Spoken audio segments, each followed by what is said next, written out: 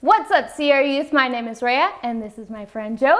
And if it looks like we're in a new place today, it's because we are. Yeah, that's right. Tonight we're going to be doing something actually very different from what we normally do. And we're going to have an opportunity to actually hear from all of our youth pastors doing a panel talking all about relationships. So it's going to be super fun. Yeah. Joey, are you a part of that? Are you going to share some tea? I am. Cool. I am going to share some tea. Awesome. Well, if you are joining us online, just know you don't have to miss out on any part of what a normal CR Youth night looks like. You can take part of worship on your own, wherever you are. Just look down in the description box below and you'll find the link to a Spotify playlist with all the worship music that we will be doing tonight. Yeah, and if you want to stay connected with your small groups, what you can do is you can email the address that's on this screen right now, and we can get you plugged into small groups starting next week. So this is a great opportunity for you to stay connected via FaceTime or Zoom to be in your small groups on Wednesday nights. Yeah, and again, it's going to be an incredible night. So let me pass it off to our host, Jonathan Maley.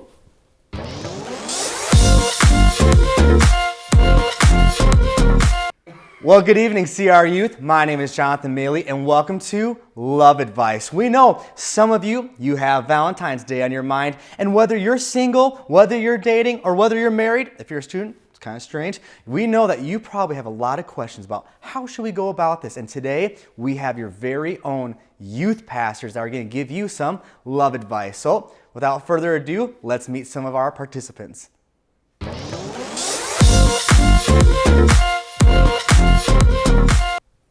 Hi, my name is Rhea, and I am single. I hate that. I'm Jessie, and I'm lonely. Just kidding.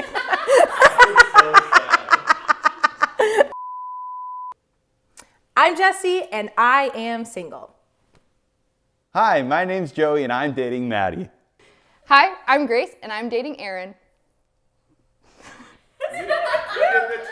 Hey, Jonathan here, and I'm married to Carly.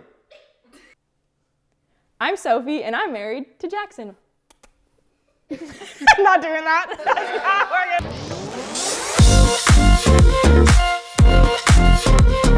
All right, well, hey, let's kick it off with our two single, independent, and ready to mingle contestants. We've got Rhea and Jessie. All right, well, hey, ladies, thank you so much for joining us tonight. Very glad you are here. We want to start off with a few questions for those of them that might be wondering, what should I do while I'm single? But before, I've got a fun question. First question is this. So both of you are single. Is there a TV or movie character that resembles the kind of man that you are looking for? Yes. Please share.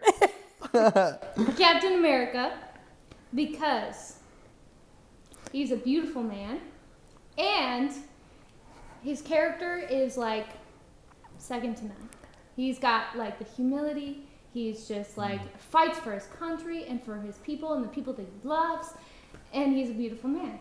Sounds like a Wow, nerd. sounds like we learned something tonight. Ray is looking for a beautiful man. Jessie. I've never seen this movie, but at least from what I've seen from memes, I would say Fat Thor, because he's just like got really long hair and he just seems like a brute man that would defend me. Okay, that sounds good. Jessie needs somebody to defend her. All right, next is Rhea. Can you give a rundown on your thoughts of being single? Yeah. I feel like there's a lot of layers to it. There are times when it can be really hard. Especially when there are people in your life, your friends are in relationships, and there's a lot of pressure from culture to say, like, if you don't have someone, then you might feel less than. So there's that aspect of it, but I also think that this has been the most fruitful season that I've ever had in my life. Being able to really think about what I want in life and what I feel like God is calling me to do. What are my dreams and desires in life? How do I want to get better as a person, and who I want to be, all of those things. I have the time and the ability to really like focus on that right now. So there's a lot of layers of it, and there's a lot of different thoughts that I have about it, but those are like kind of two different sides of it. Sure. Yeah.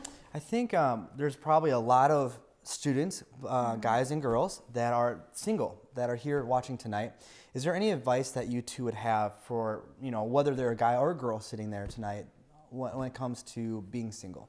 Yeah, I would say like throughout high school, at middle school and high school, I was like obsessed with boys a lot, but I never had a boyfriend like really throughout high school, like no like long-term relationship. And that's like hard when you want something that you can't have. And if you feel like you are the problem, why you're single. Like I think a lot of us that have been single for a long time, like even in my life, I've never really had like a long-term relationship. A lot of times we can think, well, it's my fault that I'm single. And that can really cause us to then view all relationships like that. And so my encouragement to you is first, like it's a hard thing to take on. And you have to first start like loving yourself before you can like jump into a relationship.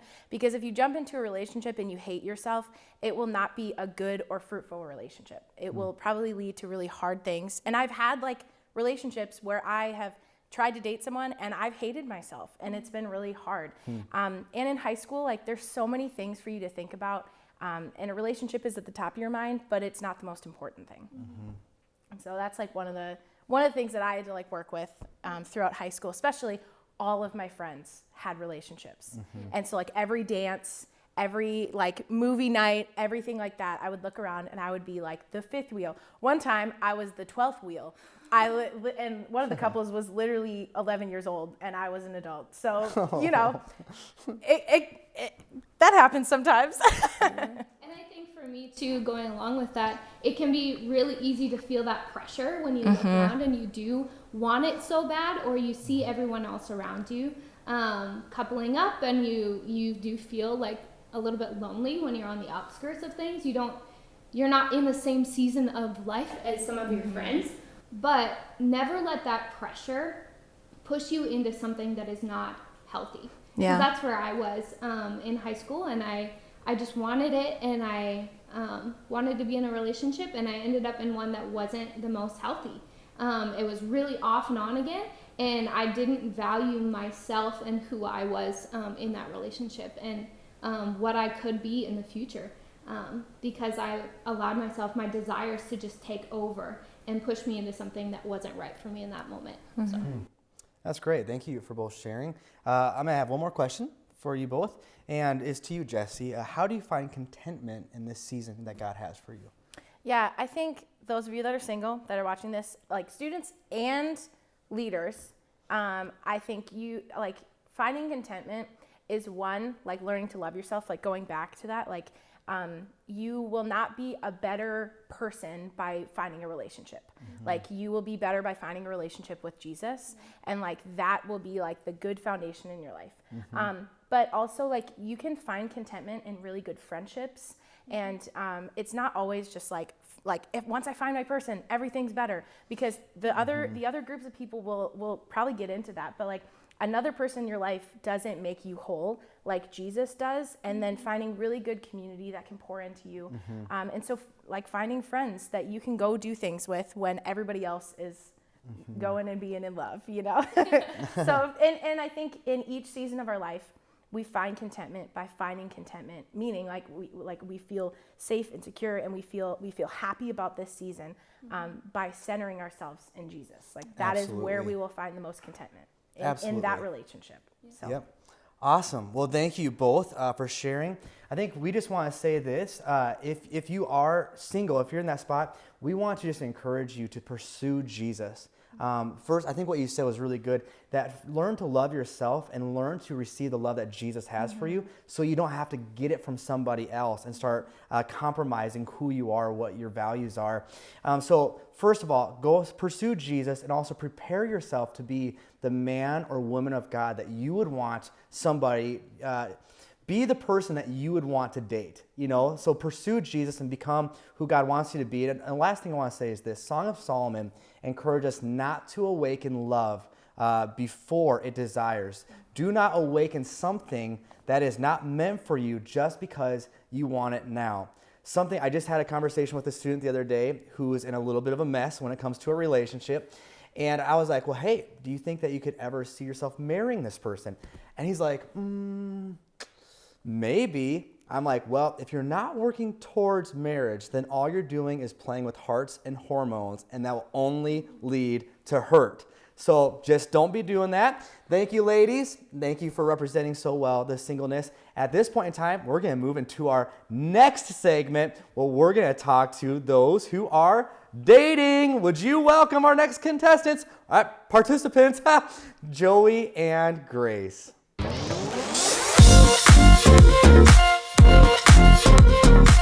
And here we have Grace and Joey, who are dating, not each other. Recently, you both shared who the special person is that you're dating. Shout out to you, Aaron and Maddie. We are praying for you because they are they actually are very special people. Just like to razz them. But I'm going to start with a few questions. The first one's for both of you. If you could take your significant other on a dream date, what would you do, starting with Grace? So there's like a Taco Bell like resort where they have like a Taco Bell swimming pool, and I just want to go swim in it and then come home, and that's it. And then be like, bye, Aaron. Have a good night. That sounds awful. Okay, Joey. Well, I would hop on a private jet, go to somewhere really like warm with the beaches and all that. And it's got to be in the city that the Super Bowl's gone down in, because the Vikings are going to play in the Super Bowl next year, and I'm going to be there. And then after the Super Bowl's over, just going to go home and again say, bye, Maddie. Have a good night. Does she like football? Yeah, she does like Okay, football. that's good. Bougie. That's a bougie date. Okay. Yeah. Anyways, moving on to our next question. Thank you for sharing your dream date. Yeah. And I apologize. I roasted both of you. That's fine. I think they're fine. Thank you for your forgiveness. All right. Next question is, what were you looking for when it came to dating?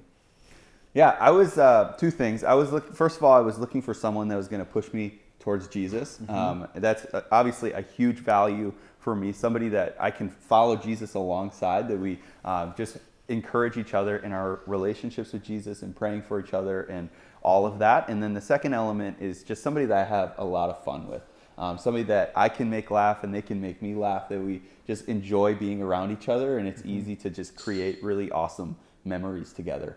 So ultimately somebody that we just love being around each other and we push each other towards Jesus. Great.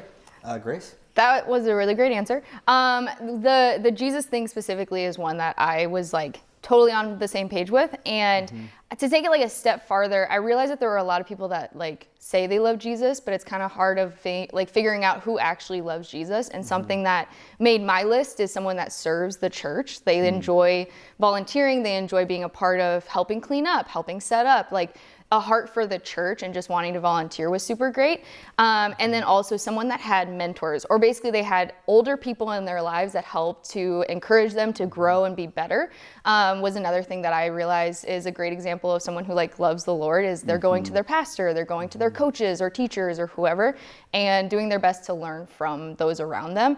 I think it helps grow us as an individual, and so I think it was something I looked for in someone I'm dating. Yeah, so good. That's great. Okay, Joey, I've got a question for you. I love questions.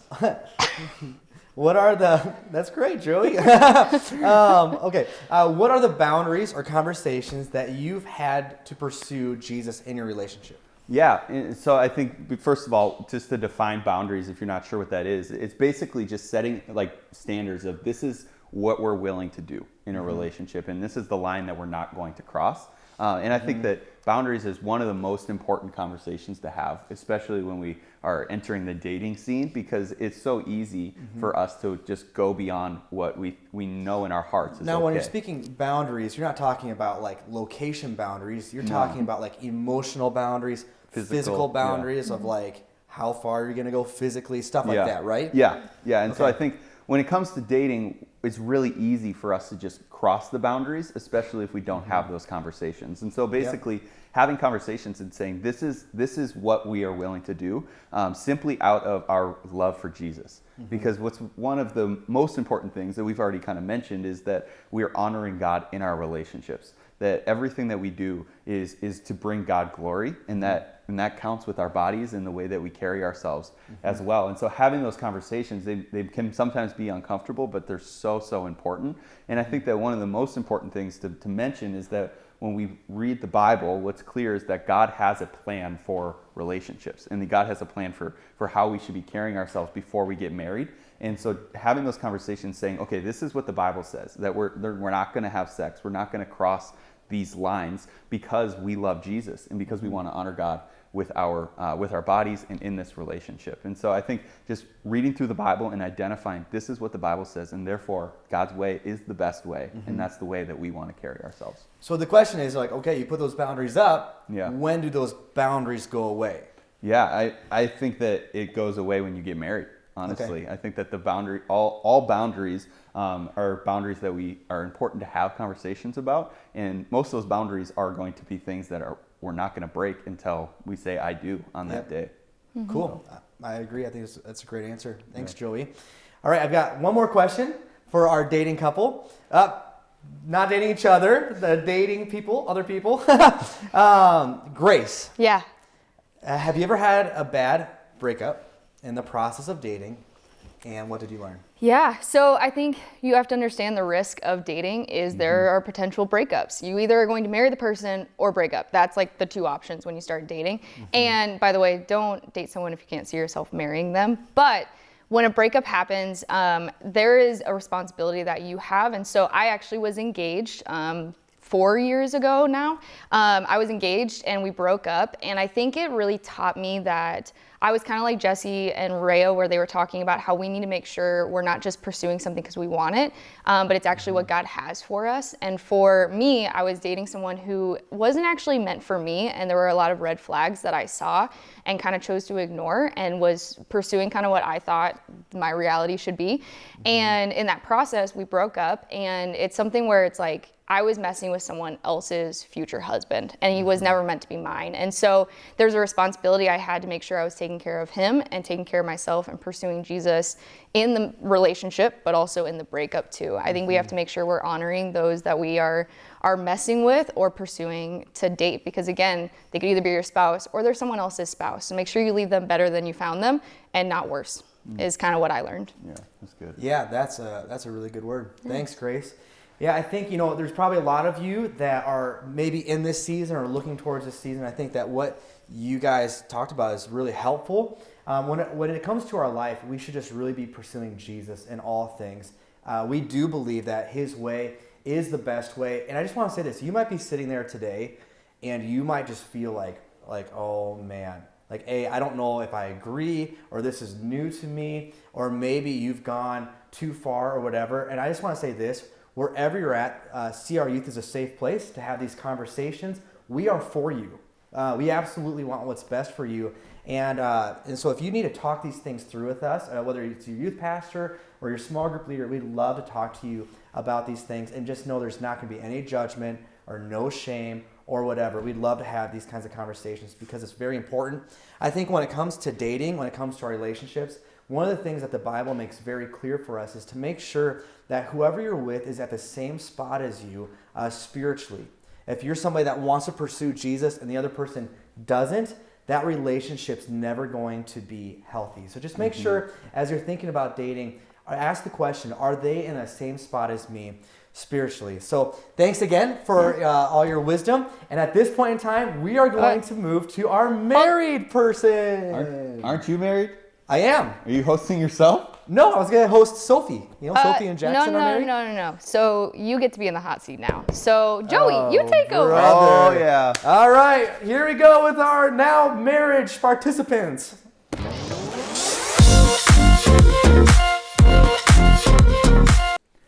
All right, well, now we have our married folks, Jonathan and Sophie. Jonathan's married to Carly, and Sophie's married to Jackson. We're so pumped to have you guys here with us. And I just have a few questions for you guys. And I want to start with a question for both of you. And that question is, if we were to ask your spouses what their biggest pet peeve of you is, what would you say that thing is?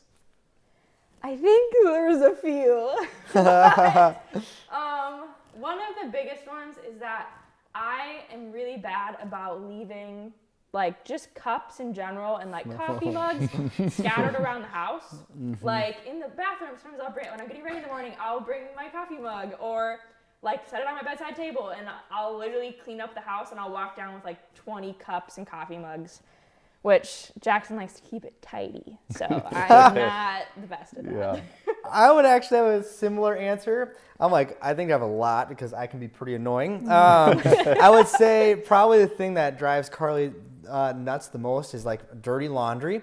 Is I'll put it right next to the hamper, but not in the hamper. And it's just one more It's step. like one step. I just throw it at the ground. You know, I don't know what's wrong with me. I need to see a therapist. So yeah. Anyways, that would be probably her biggest pet peeve. That's awesome. You can ask her. Yeah, go ahead and ask them what you think. All right, so Yep. Sophie, I have a question for Yeah. you now. You and Jackson, you guys started dating in high school. Yep. High school sweethearts. Woo! What up? So Okay, how? interrupt. Yeah. They were both my students, so Jonathan gets the credit. Oh. All right, so while you and Jackson were dating, how did you guys date in a way that led to marriage? Yeah, so at least a little bit to what Jonathan said is that I met Jackson when I was 15 years old. We went to youth group together, and that's kind of how we met. So we both loved Jesus, but one of the biggest things that we did, which is a little bit of what Joey talked about in the dating segment, was setting up boundaries and like what that looks like, because they're really awkward conversations to have, like right as you start dating somebody. It's just really awkward. Like, I'll be honest, I'm sure we've all kind of had those conversations, and it's just like really weird to be like, okay, so like I'm gonna be the one to be like, okay, like can we set up some boundaries of some sort? But because we both love Jesus, this was something we knew that we wanted to do, and we both wanted to save ourselves for marriage. So having this conversation of what do boundaries look like, and it also wasn't just like a one-time conversation. It was a continual conversation, and like, oh, like we like got closer to like crossing a line than we wanted to. Like we need to sit down and have that conversation about boundaries again. I think that's probably the biggest one, because we both just like, I loved Jackson when I was 15. I know it sounds crazy, but I pursued Jackson. I asked him out on dates, a lot of dates, and he said no. And then Nice. He just caved in, and he said yes, and then we're married now. oh, That's But, awesome. Yeah, I think it was just boundaries were the biggest thing for us, and also being willing to step in and have those hard conversations, even though they aren't fun. Yeah, that's so good. Now, Jonathan, I have Yep. a question for you. I kind of view Jonathan as like the wise old sage. He's got all the wisdom, call him the love doctor. So, Jonathan, would you help the people Yes. that are watching? And you've been through life a little bit now, Yep. and you've been married for a while, and you've dated while you were younger as well. Yep. And so we would love to just kind of hear, like, now that you've kind of gone through these seasons, Yep. what can you look back on, and how do you reflect on the seasons of dating and singleness that you've been through? Yeah, I think if I were able to go back in time, this is the topic or area that I have the most regrets and shame and mistakes, you name it. I think pursuing Jesus was something that I always wanted to do. Having boundaries is something that I also strived for, but I made a lot of mistakes. I crossed a number of boundaries many times, start in high school and in college and whatever. And like I dated somebody for 4 years. I thought I was gonna get married, and so we crossed boundaries. And after all of that, I realized the importance of why those boundaries are there. They're really there to protect us and to protect our future spouse and to protect the person that we're dating were we not to marry them. Thankfully, we have God's grace, and you can always start over and start fresh. There's going to be consequences to our actions. But I will say this is that wherever you're at today, whatever boundaries that maybe you've crossed or maybe you've not had in your relationships, you can start over today. Yeah. And you can say, from today on, I'm going to live my life for Jesus. And that's what I did in my life. And I have been very blessed to marry a very godly, amazing woman. Her name's Carly. And God's really blessed our relationship. But I would say that is the area that the boundaries are really for our own good. Yeah, that's so good. Thanks for sharing that. Appreciate your honesty and vulnerability within that. And we have two more questions, one for each of you. And so, Sophie, you and Jackson, you've been married for almost 2 years now. And so in the last 2 years, what would you say that you've learned from God when it comes to marriage? Learned about God or, yeah. I think something that God has shown me in marriage is just what it looks like to truly love somebody, even though you might not always like agree with them, even though you might not always like them, so to say. I mean, people either say like the first year of marriage is like the best or the hardest. And for us, there's a little bit of both. We got in a lot of arguments just about like, oh, Sophie, why do you leave cups all over the house? Like that kind of stuff. Yeah. But it was just, God has really shown me like, when you love somebody, you learn how to apologize. You learn how to swallow your pride, and say, I'm sorry, and I still love you, and let's talk through this, instead of stepping away, and instead of abandoning, especially when in the Bible it says that marriage is this covenant. It is this promise between you, your spouse, and God, that you guys are going to love each other, and that you are going to be together. And like, what does that actually look like? So like being in church, we find this time to like read the Bible, we get to know God, and we grow in our relationship with God together. We spend time in prayer together. But there's also those moments where life gets really hard, where you have to spend way more money than you think you do and on certain things, and you don't agree on certain things. But just learning, what does it actually look like to love each other in the midst of those hard things in marriage? Yeah. That's so good. Thanks for sharing that. And Jonathan, Yep. we got one last question. And Okay. friends, we can't talk about relationships, we can't talk about dating, we can't talk about especially marriage without talking about sex. So, Okay. Jonathan, Yep. tell us about sex. Okay, well, buckle up, everybody. Well, I will say this: we're about to have our second baby, so if that tells you anything. No, I think here's the thing. Sometimes in the church, when we talk about sex, it can come across like it's a very shameful thing or it's a dirty thing, and it's not. It's actually sex is a gift from God, and it's an incredible thing. But it is designed to be within marriage. And so, yeah, I'm not going to say much more about it outside of it's pretty great. But it is definitely, it's best following God's plan. Yeah, I love that. Yeah.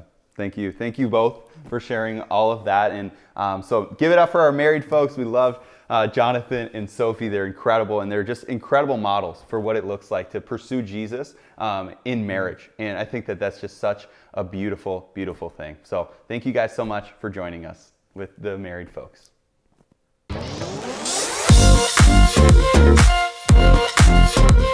Students, what we recognize is that we just covered a lot of information between the single and the dating and the marriage segment. There's a lot in there. And ultimately what we want to say is that we have the most incredible small group leaders at all of your campuses and our youth pastors who would love to continue this conversation. So if you have any questions about this stuff, I would encourage you to pull them aside and ask them a question and just start talking about them and allow them to speak into your lives. And a phrase that you'll often hear at CR Youth and around is that if you show me your friends, I'll show you your future. And that same thing goes for dating, that the people that you date, the people that you eventually get married to is going to be the people that influence you the most. And so what we want to encourage you to do is, above all else, to pursue the ultimate relationship. Pursue the ultimate relationship with the person of Jesus. And what you're going to find that when you pursue that relationship with Jesus, it's going to lead you to dating people that honor God with their lives and want to honor God in your relationship. So I'd encourage you to do that. And I want to close by reading this Bible verse out of 1 Corinthians 13, verses 4 through 8. And it says this: love is patient. Love is kind. It does not envy. It does not boast. It is not proud. It does not dishonor others. It is not self-seeking. It is not easily angered. It keeps no record of wrongs. Love does not delight in evil, but rejoices with the truth. It always protects, always trusts, always hopes, and always perseveres. And so that is what love is. That's the love that we're challenging you to pursue. Pursue this love with Jesus and allow God to enter into your relationships with other people. And so I just want to encourage you to continue to have this conversation with your small group leaders and with your youth pastors, because we love you, we're praying for you, and we want the best for you. So have a great night, and thanks so much for joining us.